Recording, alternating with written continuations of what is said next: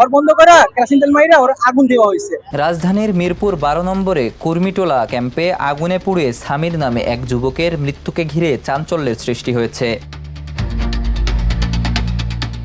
স্থানীয়দের অভিযোগ, গত বুধবার বিকেল আনুমানিক 4টার দিকে টাকা পয়সা নিয়ে পারিবারিক বিরোধের জেরে সামিরের সঙ্গে পরিবারের সদস্যদের কথা কাটাকাটি হয়। তাদের দাবি, এক পর্যায়ে তার শরীরে দাহ্য পদার্থ ঢেলে আগুন ধরিয়ে দেওয়া হয়। তবে এই অভিযোগ এখনও তদন্তে প্রমাণিত হয়নি।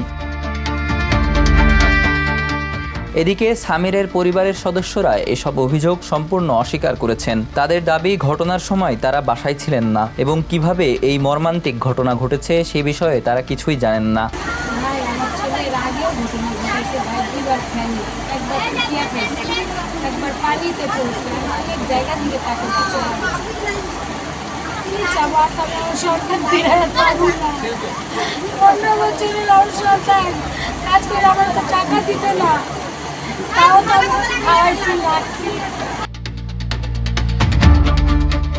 ঘটনার পর থেকেই এলাকা জুড়ে শোক ও উত্তেজনা বিরাজ করছে।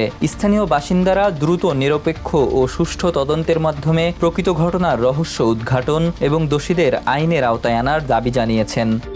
যে বাচ্চাটা মারা গেছে, ভাই আমার মারা গেছে, আমি ওর বড় বোন, ওই টাকার জন্য ধমকি দিয়েছে, জ্বালাই দিয়েছে। জ্বালানোর পর তারপরে আমার বাবা বাঁচাইতে গেছে, আমার ভাইয়াকে। তো আমার বাবাকে কইতাছে যে তোমাকেও জ্বালাই দিব, তোমাকেও মাইরা দিব।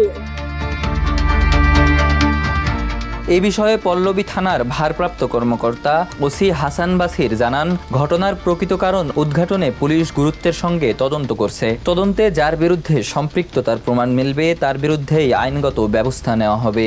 এটার জন্য আমরা তার জন্য বিচার আমরা রাস্তায় আজকে দাঁড়াইছি, কারণ আজকে ওর সাথে হয়েছে, একটি মেয়ে আছে, আরেকজনের সাথে হবে। এভাবে রামিসা হত্যাকাণ্ড কাজে কিছুদিন আগে আমরা সর্বোচ্চ শেষ করার অধিকার ছিল, কিন্তু রামিসা হত্যাকাণ্ড পরে আমরা এরকম আরেকটা হত্যাকাণ্ড আমরা চাই না।